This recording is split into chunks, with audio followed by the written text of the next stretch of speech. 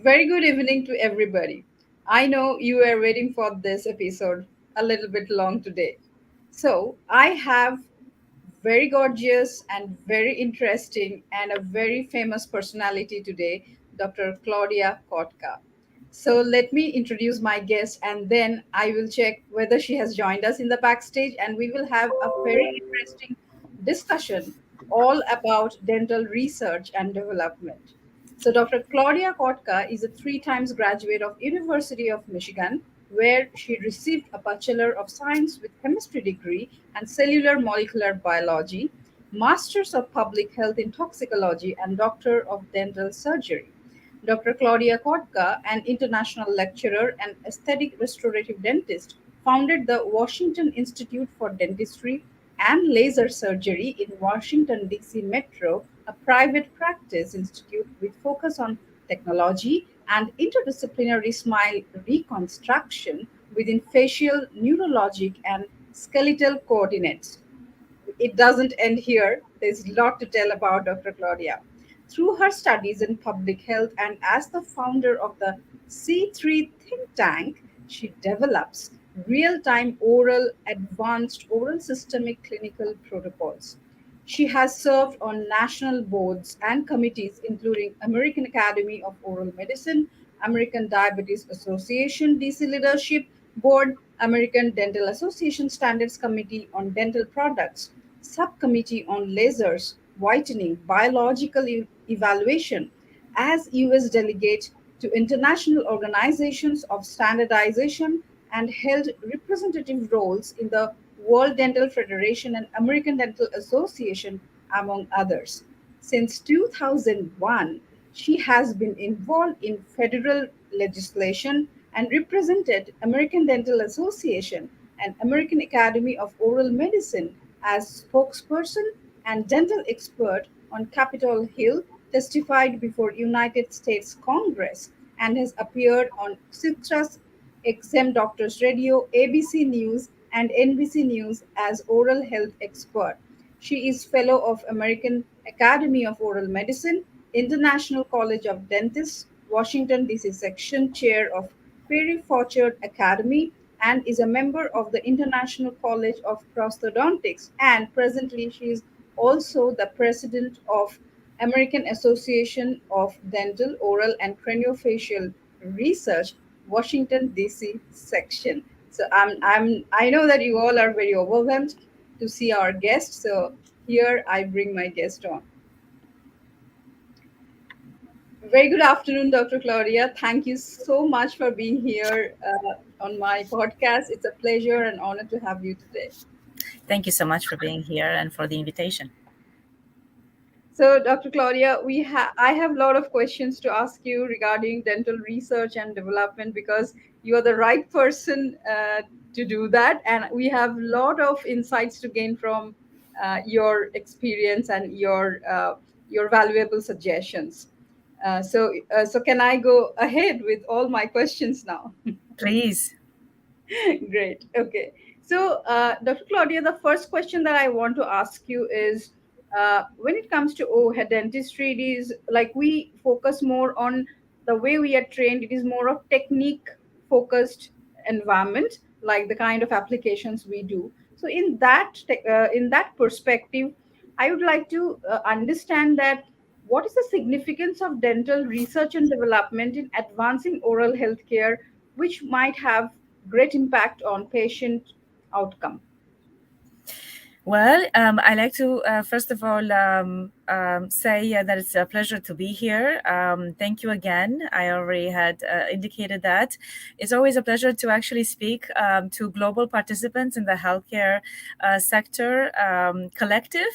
Of course, expert to expert, and you yourself being an expert in healthcare sciences is very appreciative to expand outside of the technical aspect that you've mentioned. Now, I'd like to highlight a few assumptions in our conversation.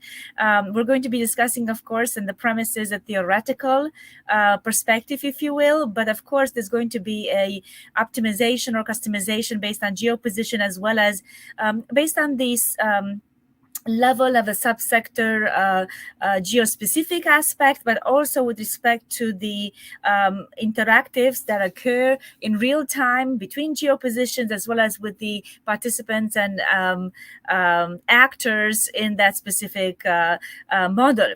And so I will be speaking, of course, I think a lot of the premise will come from the USA model, although albeit I've had experience in the international aspect as well, and can of course comment with confidence on the observational as well as the experimental participation that I've had at ISO and IEC level in terms of the standards out of Geneva, and of course extend to the global extension.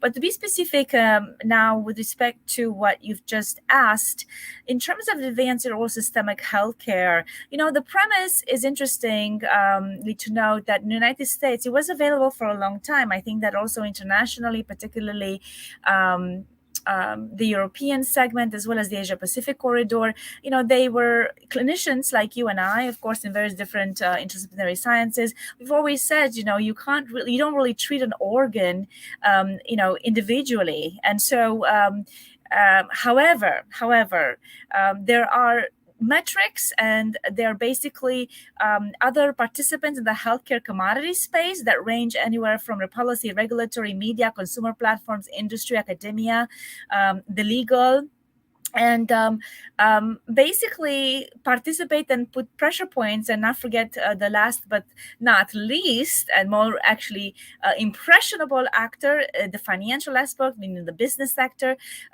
They actually pulse quite effectively what the direction is, what the impact potential is. I'll give you an example. At the Washington Institute for Dentistry and Surgery, we've adapted a women's oral health model for the past 2 decades in actual practice, where actually we modified the actual protocol. And so that mirrors the mechanism driven specific sequence, if you will, of the actual implementation. It's not just a correlational adaptation, whereas a lot of clinicians across the globe might say, well, yes, there's a correlation between periodontitis or aspects of abnormality in the mouth with, let's say, diabetes. However, when we actually look at the protocol that's being implemented, there isn't really a modification for diabetic specific patients as opposed to the ASA1 patient, which is a healthy patient, but let's say they have early stage periodontitis or other abnormalities. Nevertheless, it's not even customized or approached with the full strength precision medicine technology or techniques that we actually have available at our fingertips. I think one thing to mention that I like to leave the audience with, and I could say a lot about this aspect, is that the most targeted segment of interactor comes between the doctor and the patient, and that's really where all the technology targets are, or that's really where all the participants in the sector, whether there be it enterprise solution based that comes from Fortune 500 companies, or they come from mid-size or smaller companies, or now cybersecurity tech jumping in the sector, and because they have the technology and they think that accommodating or dealing with health data is the same as any other commodity, which is not the case. That interval between the clinician and the patient is the most valuable, the most exploratory, and the most agreeable to give you real time, I would say, accurate know-how, accurate data, feedback, as well as impact. So since we're talking about impact, a clinician, by virtue of a license, has the unique privilege to actually, by Hippocratic oath, contribute contribute to the patient's phenotype or clinical demands. I'm going to take a sip of water. I'm sorry. Passionately explaining the complexity of the issue. But that said, there is a very valuable opportunity for the clinician to actually optimize real-time modifications, which all the regulatory thresholds, or whether it be FDA or in the international aspect, or the OSHA or other type of standards of practice or minimal practice are already invoking an assumption that anything that's in the marketplace is going to be customized for that particular patient. And so the valuable, I would say, enterprise solutions really is between the clinician and the patient. And the clinician has an extraordinary capability and opportunity, and singly, it is the unique factor in actually customizing and improving that particular pre-existing or current standard in the marketplace based on what they know. And the Hippocratic oath calls for, of course, do no harm, but it also calls for, if you know it, even though it has not been proven, you are required to apply it and give it as an option to the patient. The patient ultimately decides whether or not they accept any treatment whatsoever, let alone the most appropriate that comes with informed consent, as well as the information and the dispute, considerable dispute and analysis of the pluses and minuses of that particular option. So the innovation aspect between that is the most stellar and the most, I would say, missed. It's also the most, I would say, under target and also ignored, but at the same time, and we can discuss in later in the segment if you so choose to, there are a lot of large enterprise actors coming from the consumer world and consumer wearables to actually target that, but indirectly through the back door.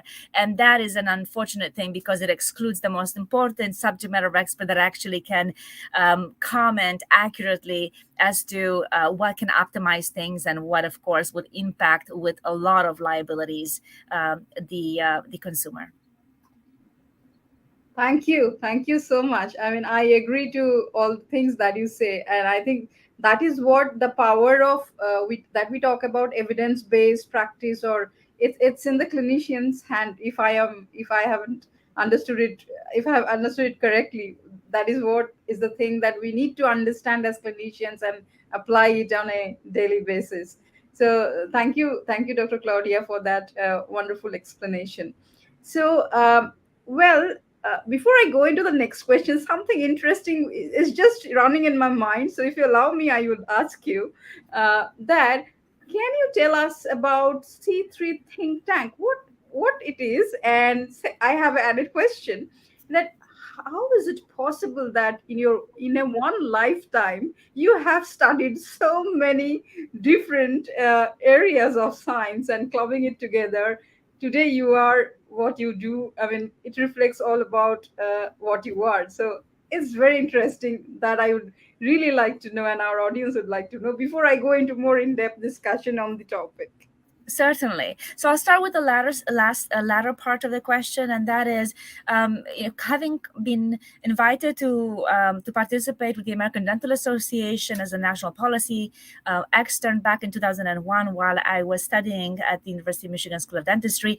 I really found it very interesting that congressional members on Capitol Hill look for experts, regardless of the discipline, to educate them on what is best practice. And that makes a lot of sense. When you look at the open market model as opposed to closed market models or anything in between, when you look to improve revenue, to improve transactional quality and quantity, that is the common sense option, to bring individuals to the table, to allow competition, fair competition, and open competition.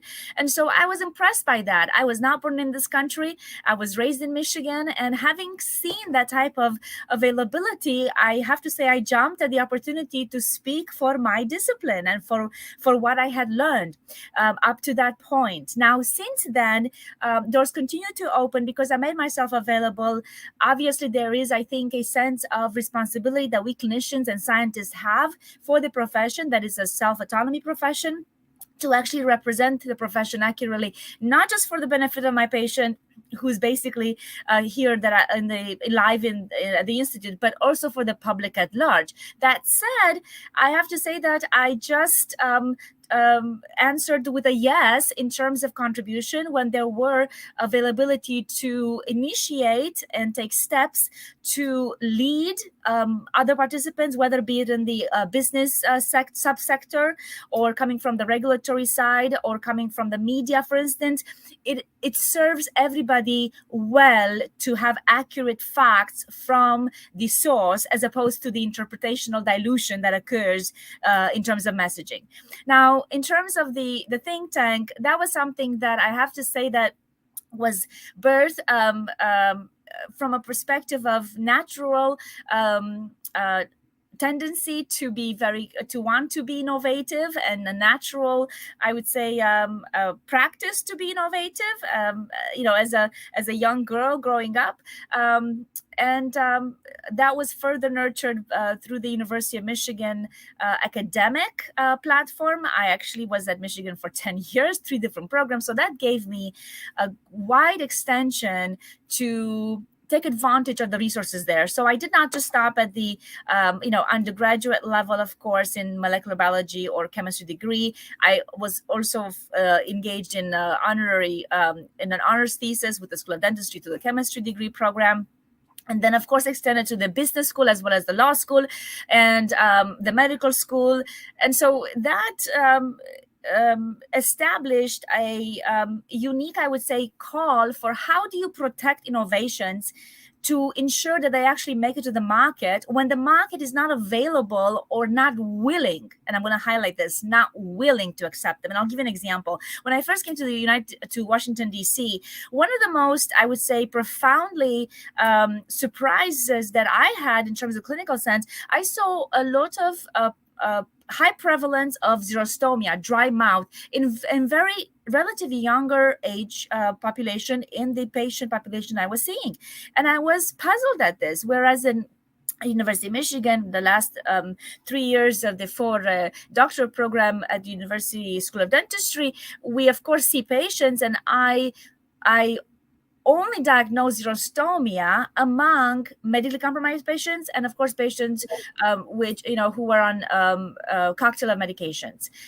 Here in Washington D.C., I was seeing xerostomia in 16-year-olds, in 15-year-olds, and it was secondary, of course, to medication. And so when I had gone further in terms of why this is happening, it really brought me to what the practice of standard practice was on the private sector side, but also on the managed care side, in terms of how you treat conditions. Do you treat them and do you categorize them in mechanism driven therapeutic solutions, or do you just go to correlational to say, okay, I've got 9 different options to fragmentally address a clinical situation, but it's not comprehensively addressed. Therefore, it's invoking more and more liabilities, and it's increasing the comorbidities. So through a think tank, I would say, collective, which is atypical in the biohealth technology segment, as opposed to, let's say, the policy segment or the business segment,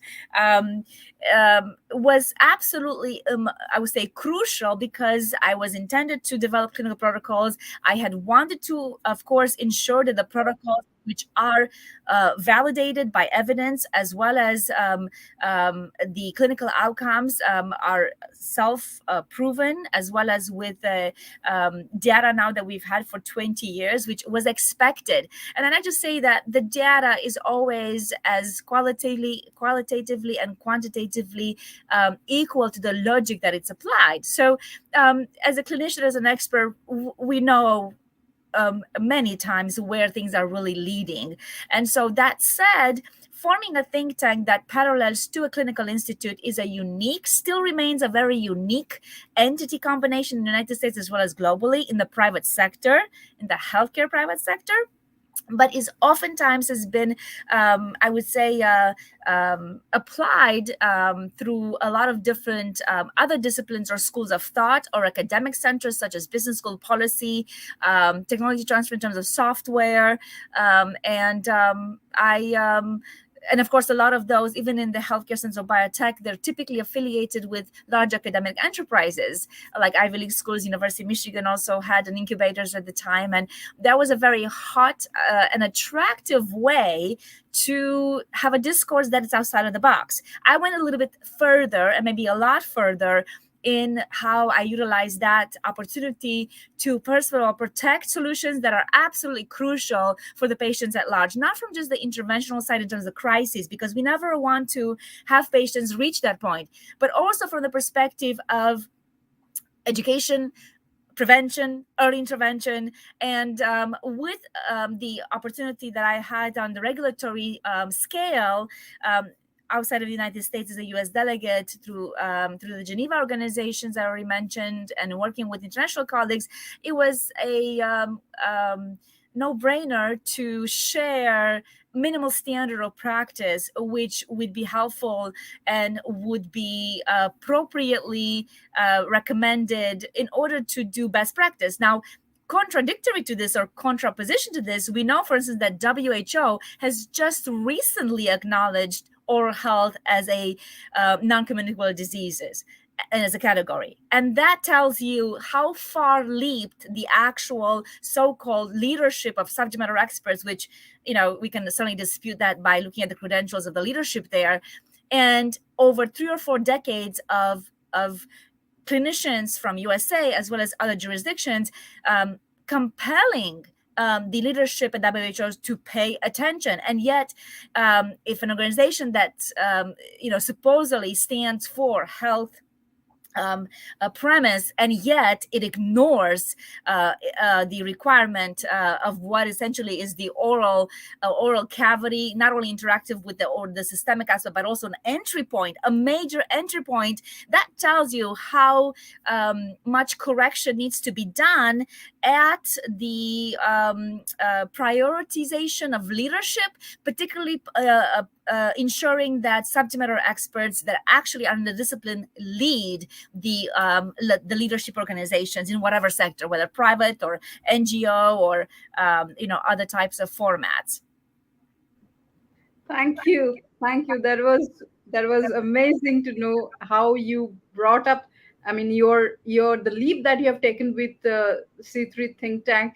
I feel like I personally I believe in interdisciplinary nature of science. I promote it a lot through in my own capabilities, and I think this venture that you are talking about and the way you have taken it up is a true epitome of interdisciplinary science. So it is amazing. So Dr. Claudia, I'll move to my next question.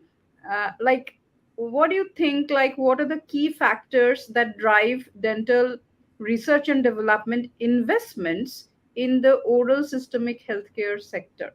Mm-hmm. So we're going to, of course, differentiate between the different geopositions, but we know, for instance, that one of the or two of the large participants and actors in the space of healthcare R&Ds, as well as oral systemic, which obviously has had a lot of attention, but has had not a lot of quality solutions for the demand, for the typical demand, is one, the financial vehicle of the business sector, and two, the technology participants and actors in terms of cybersecurity, or any IT firm that has had a presence in their niche of business, but they're looking to capture other sub-markets or other commodities. And however, there is a very, I would say, concerning aspect of consideration that really stands for us clinicians to step out and not only monitor, evaluate, or analyze what is happening in the immediate extended circumference of activity, but also interact to correct. And so one of the, I would say, largest point of pressures is coming from the financial sector. The creativity of the, let's say, private equity, venture capital, fundraising has become obviously Wall Street is in the business of making money, and frankly that commodity is not required by an oath to put the interests of of shareholders or participants ahead of their own. Whereas in healthcare, we are required to put the interest of my patient ahead of my own. And that is really what makes the unique premise. And so, to to essentially and to answer and to just comment on that particular activity that I've actually had in the last 5-7 years on that premise, is not exactly for the faint of heart, because individuals in the business financial sector are very driven, they're very fast, they don't like to stop for less than 10 seconds of a conversation, and it requires a lot of skill set to get their attention outside of the premise that you must do what's right. And frankly, we have to just call it like it is. Some sectors just do not base their activity on that premise, and that's really where the reality checkpoints come in. On the other hand, the technology side has really instead of, I would say, having the opportunity to correct pre-existing errors in the history, let's say 2-3 decades, or 4 or 3 2-3 decades, they are moving very fast, and they've already, I would say, taken artificial intelligence as a term to a romanticized and politicized reference. Whereas, looking at the very technological analyses or analytical comparatives, we know that it's a mathematical formula. And the reality is, by comparison value, logic is comparable to its counterpart. So it takes superior logic, and it takes the qualitative aspect to recognize where a logic is much more advanced as opposed to a different option of a logic sequence. And that's really what generates data. So from the technology side, my concern is with the consumer wearables coming through either directly through the phone system, but also through what I think a huge initiative I've seen through EU, as well as Africa and South and the Pacific corridor, is smart cities and digitization in smart cities. A lot of health data is being captured without distinguishing and leaving out the health data to be differentiated and appropriately positioned to the participants, meaning to the patients, to the consumers, to give it to whomever they wished. And so, from a perspective of pressure points, this is where the market is going to be. And from perspective of R&D development, activity tends to be in the market where the money is and where the power is, when there's a control. And so if you can control the market, if you control the finances, then of course there is already an understanding that there's going to be some immediate ROI, return on investment. However, from a clinical perspective, and of course from what we're speaking about as experts, when we look at R&D, we have to now accommodate for the corrective opportunities, technologies, etc., solutions to come in and correct what the other participants in the sector have been doing and also are focused and engaged to do, because the actors have changed their ways of transaction, as well as collaborations and partnerships and so on. Thank you for that answer. Thank you so much. So, like we are talking about R&D, so definitely when it is R&D, it's all about collaboration and partnership and things like that. So, what is the right way for dental R&D collaboration, partnerships, or acquisitions, according to you, which should occur between companies and particularly research institutions or even like private organizations? Mm-hmm.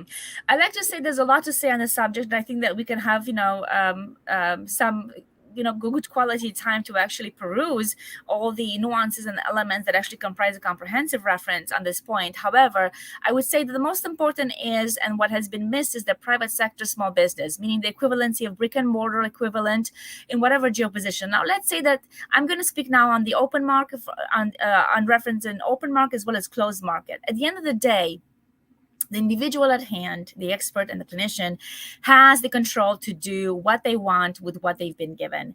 Now, granted, I think that there's becomes a point of pressures of financial stability, engagement with respect to liabilities of financial pressure points, even for experts.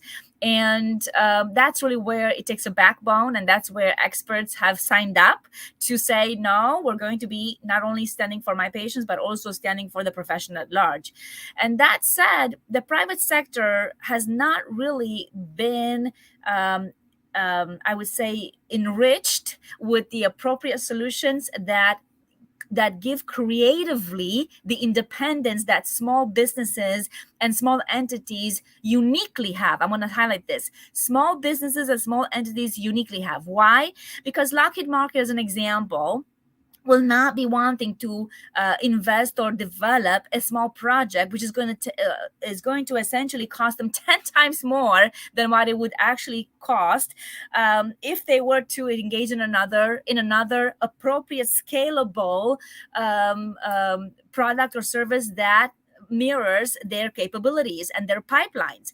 And so the pipeline of R&D really rests between the clinician and the patient. And clinicians and scientists have not really understood that in the private sector. They understand it in the academic sense, they understand it in the industry sense, whether they work for a mid-sized or large enterprise company, but they don't understand it for a small business, small practice entity. And as a matter of fact, that's really where the gold mine is on the creativity opportunity, the accuracy of clinical output optimization. And we are blessed today to actually practice, no matter where the restrictions are. I'm not going to say comparatively that it's equal across the board, but we are at least blessed to have access to some formidable technologies that, let's say, 20, 30 years ago we did not have access to. And so by virtue of if you know what your value is, and if you have the backbone to stand for it, then of course you look to see where the deficiencies have been in the last 20 years. And might I add, looking at the issues currently in the healthcare sector, and then tracing back to the causative progression of what caused those particular liabilities, that really reflects an answer in and of itself. Right, right, absolutely right. So, like, do you see any emerging trends or a particular direction that dental R&D would be, have a more profound impact as such? Do you see any trend that is at present?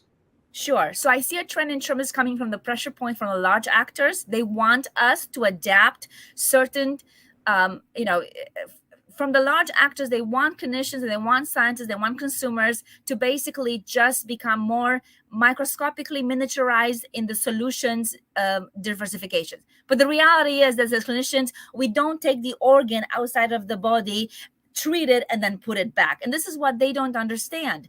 So it really calls now for the corrective inference and intervention and speaking out and leadership from the scientist side and from the clinicians to come in to say, no, it should not be done this way, and this is what needs to be done. And that's the reason why I actually developed and actually launched a global platform, educational platform. It's called Global Leadership in Dentistry and Sciences, with medical and then scientists as well, speaking in scientists meaning healthcare scientists segment as well, to essentially allow for what I've done in Washington, D.C. for the past 20 plus years to be available to clinicians and scientists across the globe to understand, implement in their own geoposition, of course, and also to collaborate, because it is time for the interventional aspect. And so there are two aspects that you have to recognize. What is happening in the market is not necessarily a stellar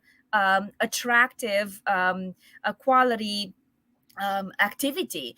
For instance, we know that with the Theranos project, we've $500 million being raised on something that clearly from the start was not a viable scientific output in the recommended or expected scenario that it was pitched. Whereas there are, I would say, hundreds and hundreds and thousands, if not tens of thousands, of technologies, clinical protocols that are required to be modified by technology. And when I say technology, it is one thing to have a formidable technology like a laser, for instance, a technology collective, and know what to do with it for the homogeneity of the in vitro requirement and then in vivo requirement customization that really occurs, for it goes through obviously the checkpoints of FDA clearance or OSHA, etc. But then it goes and is available and left to be modified for that particular patient. And this is where none of the participants that use words like artificial intelligence, precision medicine have even come close to actually mirror that particular algorithm of requirement. And I'm going to use it with their own terminology. They have not recognized nor accepted what actually it takes to treat a live, real time requirement of phenotype manifestations. And might I add, with the whole premise of artificial intelligence references being thrown around, indicating and suggesting that it can replace doctors and auxiliary support teams, we see individuals who have phenotypic manifestations that are so chronic, and yet because they have a spiritual and an emotional backbone, an intense position, they essentially heal. Whereas we see things that, in other patients that are not so chronic, they're more acute, and yet they crumble because they have an aspect of emotional, spiritual interface that is just not able to help them overcome, either through self discipline, but also through the aspect of the modifiable that takes with adrenaline cycling and neuroplasticity requirements and so on and so forth, which is actually all driven by the will of an individual. That will never be imitated or modified by a technology aspect. So let's speak accurately. My recommendation is for clinicians and scientists to start, irrespective of how lonely they are and how lonely they feel, to really start advising any actor or any participant in the healthcare commodity space, and to actually also really seriously reflect on their own entities in which they work or participate or own, to really evaluate from a theoretical analysis perspective, not what the neighbor is doing and not what the extended factor is doing, but what is the right thing to do based on the education, knowledge, and wisdom of the discipline requirements. Thank you, Dr. Claudia. This answer really needs a big applaud.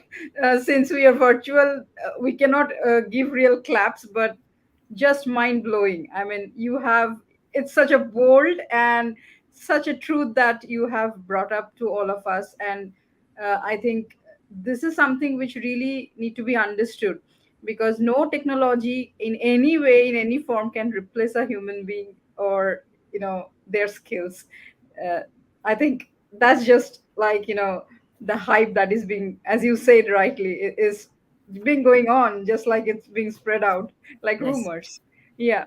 So I think we are coming in. It's a very interesting conversation, though I know, but then I know that I cannot hold you for a longer time. I understand your busy schedule. So just I just want to understand that how do dental R&D advances align with the overall improvement of, particularly public health when we are talking about, and Yes. um, particularly reducing the systemic disease burden through oral healthcare interventions. What is your opinion in this aspect? Well, it's been long and coming because on the one side, when you compare the dental sector, healthcare aspect sector with the actual overall systemic healthcare sector, the dental sector is under tremendous pressures. The participants are not as mature, I would say, as they are in the medical sector. Now, don't get me wrong. Each category has their advantages and disadvantages and their premise of activity they've gotten away with for quite a while. But when you look at the targeting comorbidities and improving population genotypes and population phenotypes, that has been long and coming in terms of the actual implementation. Meaning, every single clinician who hears this video or who doesn't hear the video can actually customize the clinical protocol for their specific patients based on systemic profiles. Now, Right. granted, some of us, I myself included, from a toxicology perspective, I understand very well how the body fails, how the body breaks down, where liabilities come in. And the reason why I actually wanted to study that discipline is because I wanted to understand what causes breakdown.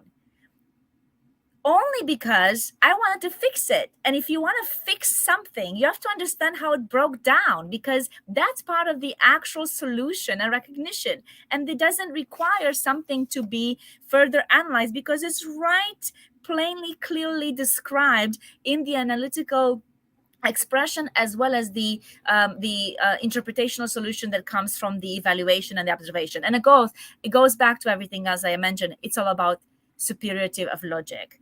And that said, every clinician can customize their specific protocols for the homogeneity of the population they serve, but also further in precision medicine. And when it comes from the market pressure and the R&D development, this is where large enterprises, small enterprises can come in, or mid-sized, and come in and actually serve that segment of requirement.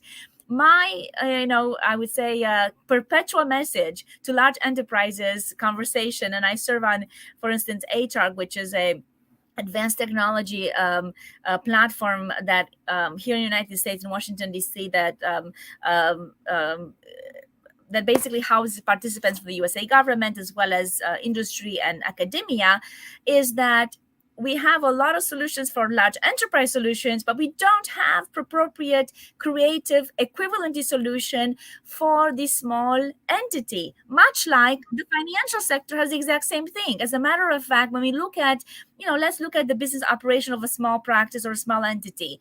The small entity is being proved to pay bills on time within 30 days, have a certain amount of credit within a certain amount of time.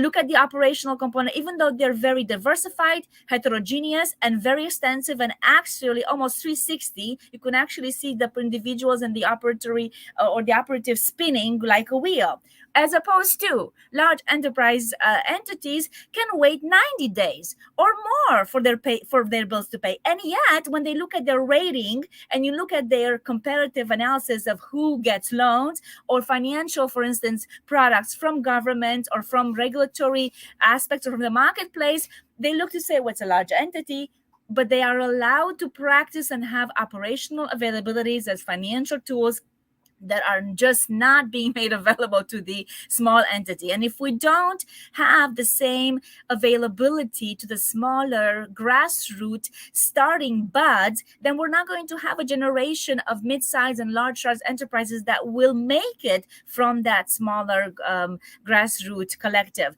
By the same token, back to the aspect of the technology customization. So in reality, it really comes down to the clinician and our responsibility and privilege, which comes with responsibility, to ensure that we point out where there are issues, bring solutions that are corrective, as well as that are accommodating for what the issues presently are, and also at times necessary to fight for them.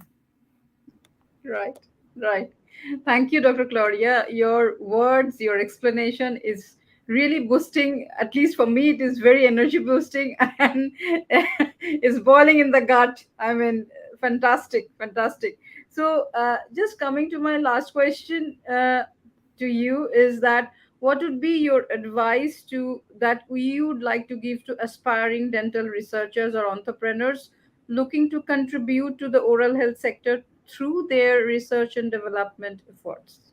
So I would say the number one thing that they must do, either on the clinical side or on the scientific side, they must reach out to speak with the other counterpart. Because as a scientist, their collective of trophies, if I can say it that way, in terms of patents or discoveries or technologies that they've contributed, are as good as stale if they don't make it to the market, or they're not meaningfully incorporated and customized for the particular demand. On the side of the clinicians, it's important for a clinician to start pinpoint to say, wait a minute, do we see population phenotypes increasing in a particular subsector, like for instance temporomandibular disorders, obstructive sleep apneas, metabolic modifications in the general population. When I, for instance, came to the Washington D.C., and of course, again, having a different, I would say, enriched academic training, I regularly checked in with CDC's data on where the mutations were occurring in the metabolic genes, or where the mutations were, period, in my immediate geoposition, DC Metro, or let's say in United States, or by state, or even, what the CDC can, of course, contrive in terms of the collaborative with the external factors. But nevertheless, there was really real time data available, even from year to year. And what I realized then is that I saw significant mutational increase prevalence in the metabolic aspects. And so that tells you, and mirrored with the fact that the entire industry was prioritizing medical devices or synthetic medications, let's say, that were being utilized as solutions instead of being appropriately positioned and not forcefully made available as the most comprehensive option there are. And so that's really where the communication, and one of the reasons why I enjoy speaking with scientists, I enjoy speaking with NIH, I enjoy speaking with NIST, who basically scientific conglomerates of teams. They look to bring meaningful discoveries to the requirement of the clinical demand. And what the clinician needs to be more in tune with is understanding what is the largest comorbidity present in the specific geoposition. If there's extension in interest in collaborative with other geopositions, let's say, for instance, I know that in India there's very high prevalence of oncogenicity, particularly oral cancer. And my own mentor, and dear grandfather type friend, Dr. Saul Silverman, has done a lot of work in the United States as an oral medicine specialist, and as well as working with India specifically on this particular point. There comes, I think, a certain pause where the markets will be conflicting in terms of competition, but from a perspective on the scientific aspect or the clinical aspect, there has to be a more customizable partnership, and there has to be a more principle based requirement that has to be implemented, and you can't compromise on that. Thank you, Dr. Claudia, for your time. It was wonderful talking to you, and I got a lot of insights and a lot of energy and positive vibes in this entire conversation. And in spite of your busy schedule, I'm so honored once again that you are here and we did such a good conversation. I personally feel that this small part of time is not enough to harness the experiences and harness the insights from your experiences. But well, then, like, finally we did it, and that's the best part. And thank you once again. Thank you so much. My pleasure.